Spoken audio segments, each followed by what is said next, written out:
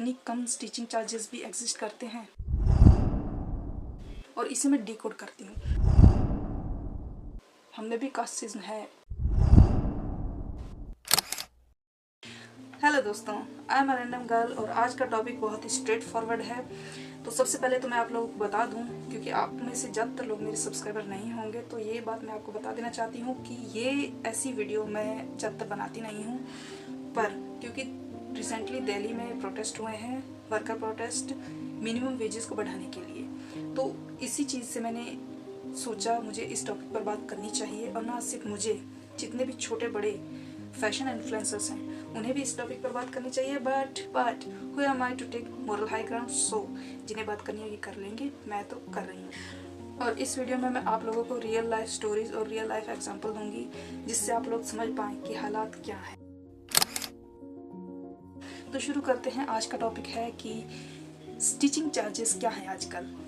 आप लोगों से मैंने ये सवाल किया है, आप लोग मुझे इस बात का जवाब देंगे, चाहे अपने मन में दें या कमेंट में। आप लोगों के जवाब के बेस पर मैं आप लोगों को दो कैटेगरीज में बांट रही हूँ, और उन दोनों कैटेगरीज को मैं यहाँ लिख रही हूँ स्क्रीन पर, आप लोग देख लें। मुझे पक्का यकीन है फर्स्ट कैटेगरी वाले लोग सेकंड कैटेगरी के चार्जेस देखकर शॉक में होंगे कि इतनी कम स्टिचिंग चार्जेस भी एग्जिस्ट करते हैं। हाँ बहन, करते हैं, और इसीलिए हम आज इस टॉपिक पर बात कर रहे हैं।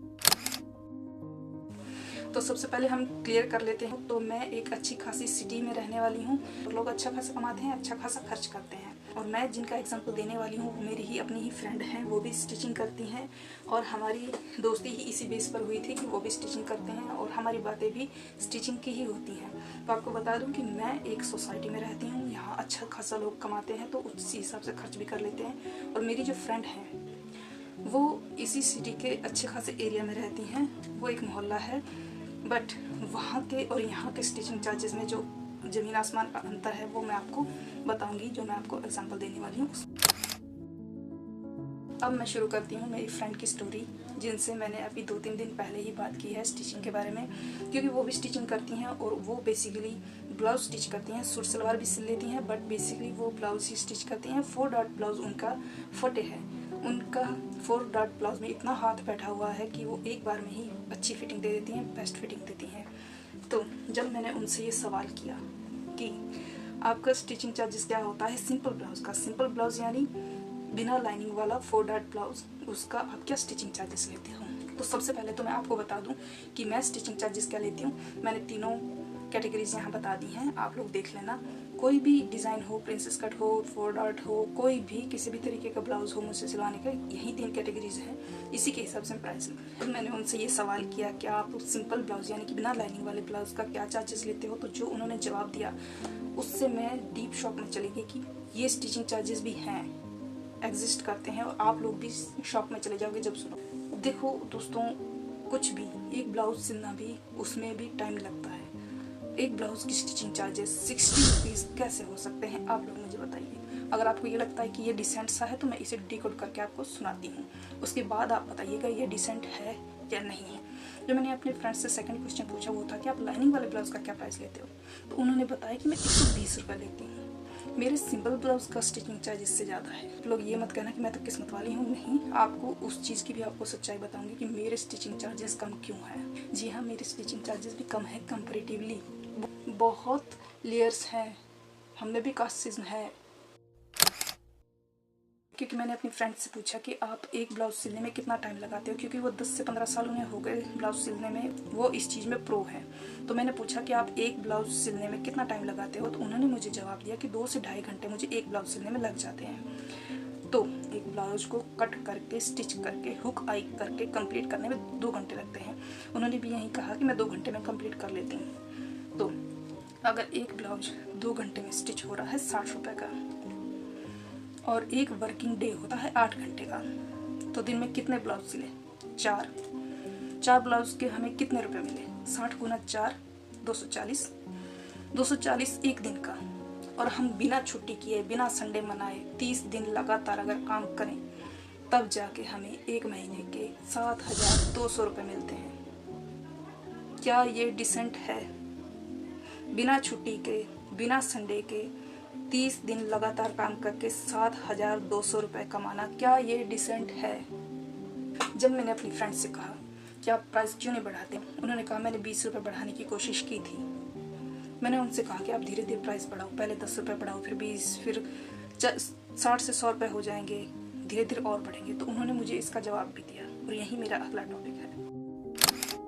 उन्होंने जवाब दिया कि महिलाएं जो ब्लाउज सिलवाने आती हैं, अगर मैं उनसे ये कहूँ कि 20 रुपये बढ़ा दूँ, अब से 20 रुपये मैंने बढ़ा दिए हैं, तो उनका जवाब होता है कि इतने पैसे तुम्हें सिलने के लिए देने हैं तो इससे अच्छा हम सिलाई ले आएंगे ब्लाउज। जी हाँ, ये फास्ट फैशन ने हमारा काम खा लिया है। हमारा ज़्यादातर जो काम था स्टिचिंग का वो फास्ट फैशन के कारण ख़त्म हो चुका है। आजकल मार्केट में स्ट्रेचेबल हौजरी वाले रेडीमेड ब्लाउज मिलने लग गए हैं, किसी भी साइज को फिट आ जाते हैं, जिसका प्राइस है 75 रुपीज़ ओनली। और ये ब्लाउज़ वो 50 रुपये में लाती हैं। बार्गेन्स के लिए इतनी अच्छी है कि एक ब्लाउज़ 50 रुपीज़ में लेती हैं, यानी कि 100 रुपीज़ के 2 ब्लाउज। अब आप बताइए, एक तो 100 रुपये में 2 ब्लाउज और दूसरा 100 रुपये में एक ब्लाउज़ की 40 रुपये का कपड़ा 60 रुपये सिलाई दी, 100 रुपये का एक ब्लाउज़। क्या सस्ता पड़ा उन्हें? जो उन्हें सस्ता पड़ेगा वो उसी तरफ जाएंगी। तो फास्ट फैशन इस तरीके से सिलाई का काम ख़त्म कर रहा है। अब आप लोग सोच रहे हैं कि जब इतना ही कम प्राइस मिलता है तो क्या मजबूरी है, क्यों सिलाई कर रहे हो? तो आपको बता दूं कि मेरा तो ये है कि मुझे अपना YouTube चैनल ग्रो करना है और उसके लिए मुझे कंटेंट बनाना पड़ेगा और कंटेंट के लिए मुझे फैब्रिक लाना पड़ेगा और फैब्रिक लाने के लिए मुझे पैसे चाहिए और ये मेरी बैकिंग है स्टिचिंग करना। इससे मैं क्या है अपने लिए अर्निंग कर रही हूँ। जो भी मुझे यूट्यूब कंटेंट के लिए जो भी खर्चा करना होता है वो मैं इसी से करती हूँ। पर जो मेरी फ्रेंड है उनकी सीरियस मजबूरी है। उन्होंने बताया कि उनके हस्बैंड की कोई परमानेंट जॉब नहीं है, तो जब तो उनके पास जॉब होती है, इनकम होती है, तब तो काम चल जाता है। लेकिन जब जॉब नहीं होती, 2-2 3-3 दिन यूँ ही निकल जाते हैं, तो जो इनके स्टिचिंग से इनकम आती है उसी से घर चलता है।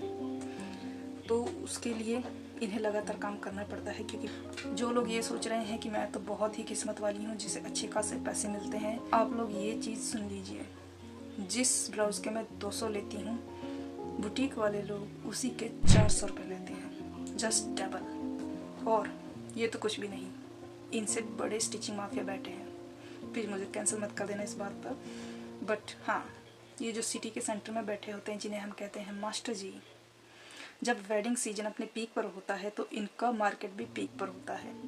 उस वक्त ये जितना कमाते हैं आप लोग सोच भी नहीं सकते। इसमें उनकी भी गलती नहीं है। जब हमें फास्ट डिलीवरी चाहिए होती है, जब हमें 1 डे डिलीवरी चाहिए होती है तो हम एक्स्ट्रा चार्जेस देते हैं। तो जब हमें सुबह ब्लाउज स्टिचिंग में डालना है और शाम को हमें वेडिंग में पहन के जाना है तो प्लीज़ इस पर आपके एक्स्ट्रा चार्जेस लगेंगे ही। तो यही उनका मौका होता है कमाने का मास्टर जी का, और वो कमाते हैं और ये बहुत अच्छी बात है कि वो कमा रहे हैं।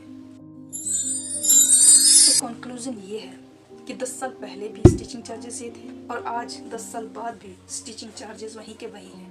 महंगाई रोज़ बढ़ रही है लेकिन स्टिचिंग चार्जेस अभी तक नहीं। और हम लोगों की तो कमी यही है कि हमारी कम्युनिटी में यूनिटी ही नहीं है, क्योंकि जो लोग इस कैटेगरी के टॉप पर बैठे हैं वो इतना कमा रहे हैं कि उन्हें नीचे देखने की ज़रूरत ही नहीं है। तो हम लोग प्रोटेस्ट करेंगे ही क्या? और अगर लक बाई चांस कभी हमने प्रोटेस्ट कर भी दिया तो लोगों के पास ऑप्शन ही इतने ज़्यादा हैं कि वो स्टिचिंग करवाएंगे ही क्यों? वो रेडीमेड चीज़ें लेंगे, रेडीमेड कपड़े पहनेंगे, उन्हें ज़रूरत ही नहीं है हमारी। हम लोगों की मजबूरी वो लोग हैं, उन लोगों की मजबूरी हम नहीं है। तो इसी संवेदनशील बात के साथ मैं आज की वीडियो समाप्त करती हूँ। ये टॉपिक यहीं पर ख़त्म करते हैं और आप लोगों से एक छोटी सी रिक्वेस्ट है कि कभी भी आप कुछ सिलवाने जाते हैं, किसी से भी सिलवाने जाते हैं, तो प्लीज़ बार्गेन सामने वाले की फाइनेंशियल कंडीशन देख कर ही करें, क्योंकि हो सकता है किसी का अपने घर का खर्चा चलाने का एकमात्र जरिया उनका स्टिचिंग का काम ही हो। तो इसी के साथ मैं आपसे विदा लेती हूँ। Bye bye. और हाँ, अगर यहाँ तक आ ही गए हो तो प्लीज़ सेलेना गोमेज का वीडियो देख लेना प्लीज़।